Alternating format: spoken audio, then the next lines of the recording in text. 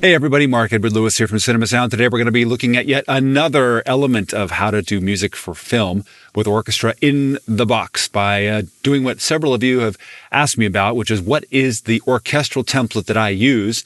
And right now I've actually updated it quite a bit, but I want to show you the one I have been using up to date and just to give you some ideas of the kind of libraries I use, how I use them.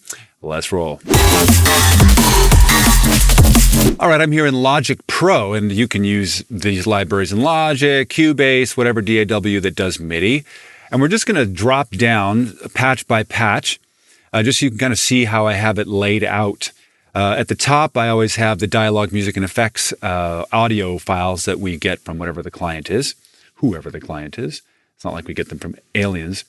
And then the rest of the tracks are in score order. And if you don't know what score order is, and then I invite you to look that up on Google. It's a specific way that we've been organizing instruments on actual written scores, orchestral scores for several hundred years, because ultimately that's how you're going to deliver, your MIDI tracks or your stems or whatever will almost always be in that score order. It may not be very intuitive until you learn it. And strings are always at the bottom. And at the end of the strings down here for me, then I have all the effects, the loops, the special effects, the tools, and all those other things, which I'm not going to go into. And then beneath that are all my bussings so that I can hit one button and have everything go out, all the stems all at once, and then the masters and those kinds of things. At the top is always the piccolos, and I'm using the Woodwinds piccolo.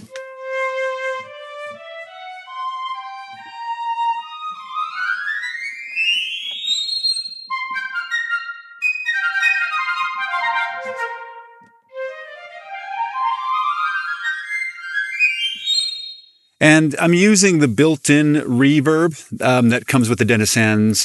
Dennis is a great mixer, his microphone positions. And then, of course, I have a hall, which right now I have turned off because we've talked about that in other videos. Then the flute, I use one of two, and that's either going to be this Audict flute, which has a whole lot of great uses.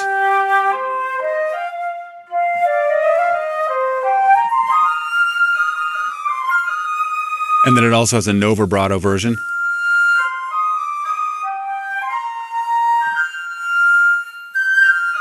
And some great key stuff, which I can use and control. And then the other one is, again, from Woodwinds.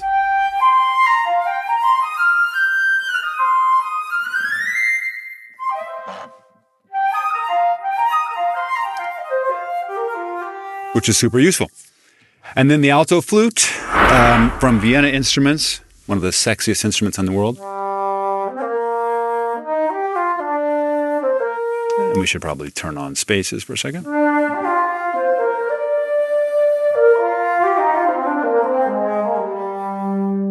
Which works really, really great. And then oboe-wise, I use, again, Woodwinds, one of two of these.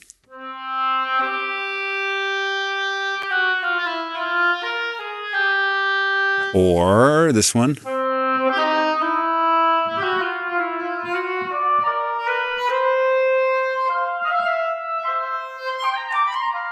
Super useful. English horn, again, a Vienna instrument.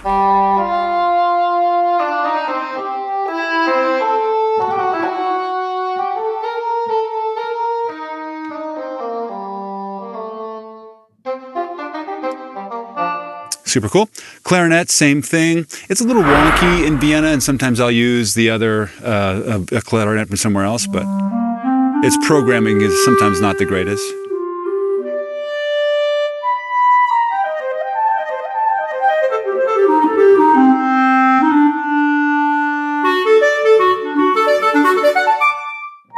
It's cool.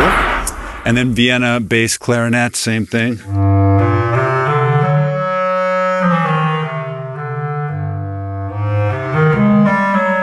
Super great. Contrabass clarinet. We're pulling from Woodwinds again.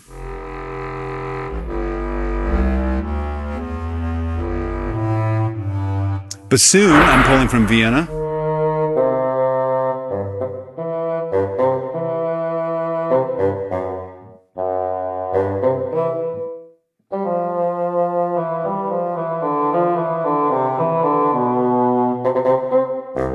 Super, super useful. I've been using this for years, and I've heard a lot of bassoons before, and even the current ones, and there's something about this one. However, contra we got to get from Cinewinds.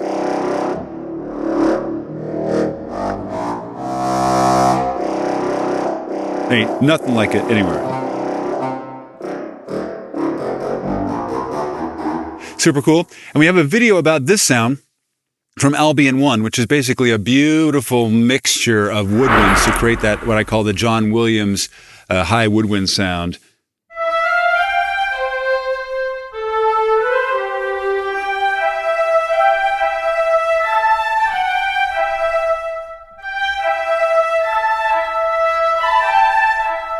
So nice. And then what I do is I bundle a whole bunch of these Cinewind articulations, trills, and things into one contact instrument like this. Oh, and then of course symphonic sphere. And this is a really, really useful sound for building all kinds of, things. And then you have...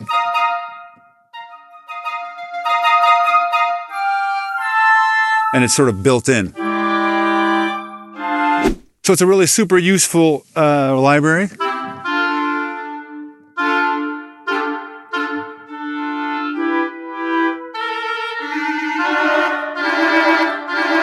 So all kinds of things for blends that are built in.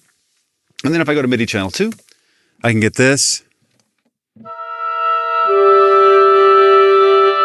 Oh, sorry, MIDI channel 3. That was 2. Here's 3.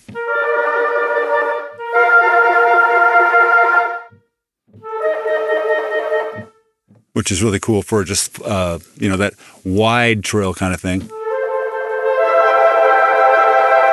Use it all the time. And we have the similar kind of thing in the low winds here. Let's go back to 1. But from Albion.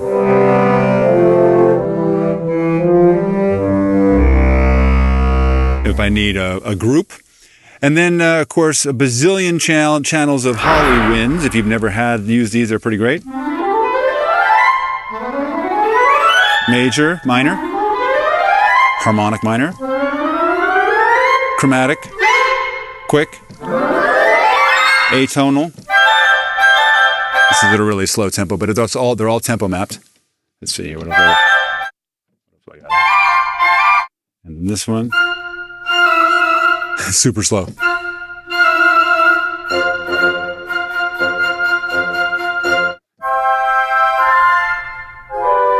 And then just general chords, which is super useful when you're in a pinch.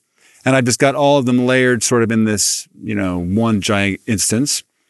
Horn solos from Cinebrass, which is really good. I'm going to be replacing these. They've already been replaced, basically, but these have been good for years.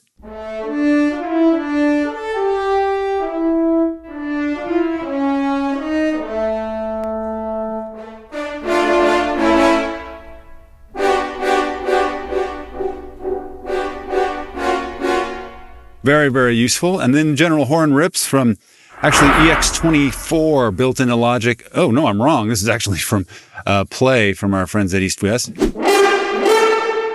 Can't tell you how many times I use this. That's the only thing it's doing there. And then from Vienna.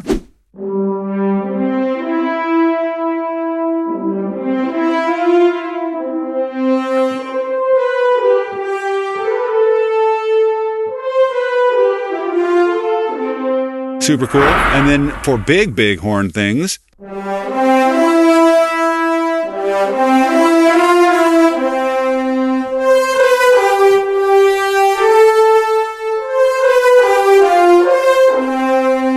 Can't get more useful than that. So great. And then here we've got stop, like with a mute, which, you never know when you need it. And when you need it, you need it.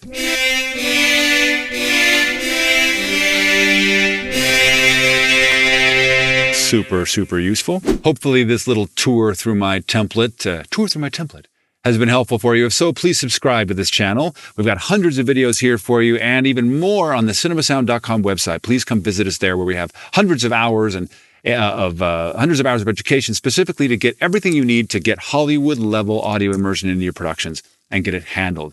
We're the only place that has the only comprehensive audio education for that purpose, that takes you from, I don't know how to get audio great in my productions, to all the way to I'm delivering 5-1 masters at the Hollywood level. So please come join us there.